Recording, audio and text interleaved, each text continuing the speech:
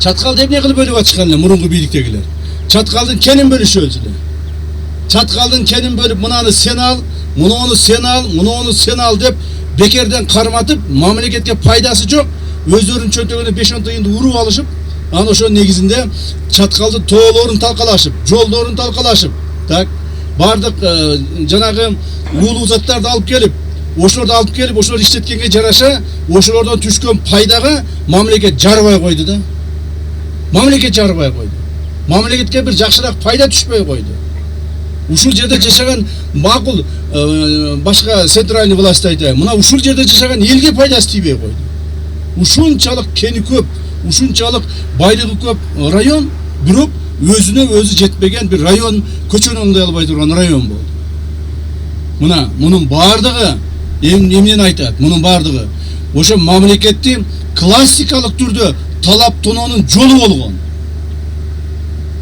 Талап тоноонун жолу болгон. Эми андай болбойт. Ар бир кен байлык Чаткалда болобу, Таласта болобу, Нарында болобу, же болбосо Ысык көлдө болобу, бардык кен байлыктар мамлекеттин кароосуна алынат. Мамлекеттин кароосуна алынып, ар бир табылган кен байлыктагы байлык инвесторлор акчасын салган байлык. Ошолор мамлекеттин пайдасына тийгенде гана иштетилет. Шарттарды түзүп беребиз. Мурда инвесторлорду дагы кууратчы эле. Эмне кылып?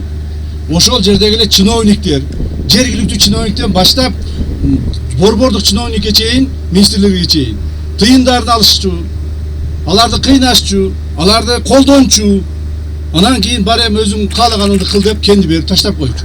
Эми андай болбойт. Бир дагы чиновниктен, то есть бир дагы инвестордон мамлекетке келип, мамлекетке акчасын салып иштеген бир инвестордон бирөө бир сом акча ала турган болсо, жазасын алат мыйзам чегинде. Муну мен бир эле чаткалдыктарга айтып аткан жокмун. Бүт өлкөбүздөгү бардык инвесторлорду иштетип аткан райондорго, облустарга, ошонун жетекчилерине айтып атам. Министрлерге айтып атам. Бир инвестордон бир сом акча ала турган болсоңор, мыйзам чегинде, коррупция статьяларынын негизинде жоопко тартыласың. Мен силерге бир мисал айтайын. Кээ бирлер айтып коет, сүйлөп айтып кетип калды. Бизде андай эмес. Биз сүйлөдүкпү, ошо сүйлөгөн нерсенин үстүнөн чыгабыз. Жана чыгып келе жатабыз. Мунун бардыгы мамлекетибиздин, элибиздин ушул жерде жашаган жөнөкөй калктын жыргалчылыгы үчүн жасалып атат.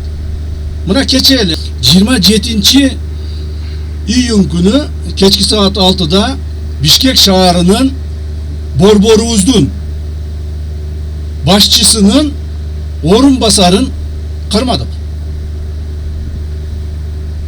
Так, эмне үчүн кармадык? Себеби ошол Бишкек шаарына келген инвестордон $50 000 алып алган. Былтыркы жылы күз айында $50 000 акчаны инвестордон алып алган. Ошол ишин жүргүзүп берем деп жанагы алдап. Мына ошону кече ошол $50 000 $25 000 кайтып берип аткан жеринен кече кармадык. Дагы бир жолу эскертип айтам. Урматтуу мамлекеттик бийлик органдарды иштегендер, урматтуу ошол бүткүл биздин республикага келген инвесторлор менен иштегендер.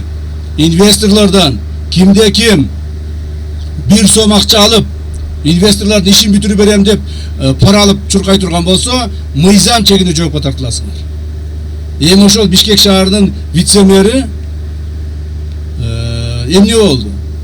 Мына түрмөгө түштү. Бүгүн түрмөдө. Кече баарын сайрап айтып берип атат өзү. Эртең бүрсүгүн видеосу чыгат, өзүңөрдү көрөсүңөр. Айтып берип атат, ооба дейт. Мен $50 000 алып койдум эле, ишин бүтүрүп берем деп. Анан эми ишин бүтүрүп бере албай, кайра кайтарып берип атып, $25 000 кайтарып берип атып, колго түштүм деп атат. Ал бул деген бир эле случай болуп атат. Мындай нерсе мамлекетибиздин бардык жеринде болуп кеткен. Мамлекетибиз толук бойдон коррупциянын чеңгелинде калып кеткен. Кайсыл жерге барба? Садиктен баштап ошол ак үйгө чейин бардык жерде пара бермейинче, взятка бермейинче иштер бүтпөй калган. Бардык жерде ошо чиновниктер бири-бирине взятка берип, ошолорду алып, өзүнүн жеке гана үй бүлөсү үчүн жыргалчылыкты түзүп, ал эми калың катмар элди калың катмар элди, мамлекетти эч ким карабай калган. Ошонун негизинде мамлекетибиз алсыз болуп, көптөгөн убакыттарды бекер текке кетирдик. Ачык айтайын. Эгемендик алгандан бери 33 жылда ошол калың катмар элди карабастан ар ким өзүнүн менен көмөчүнө күл тартып жүрүп, өзү байыса, тууган уругу байыса, жана ошонун артында чуркап жүрүп, мамлекетибизди алсыз кылып, элибизди жакыр турмушка алып келип коюшту. Ошону оңдоонун негизинде акыркы мына 4-5 жылда көптөгөн жумуштар жүрүп атат. Өтө оор болуп атат, ачык айтыш керек. Мына ачык келип эле Чаткал районуна 7 миллиард акчаны бөлүп кое коюш оңой эмес бул. Айтканга оозго айтканга оңой. Мына Чаткалга качан бир 10 миллион сом бөлүндү эле. Качан бир 1 миллион сом бөлүндү эле. А бул жерде 7 миллиард сом акча бөлүнүп атат. Бул акчалар кайдан келип атат? Эмне үчүн бул акчалар мурда чыккан эмес? Эмне үчүн ушул иштер мурда аткарылган эмес?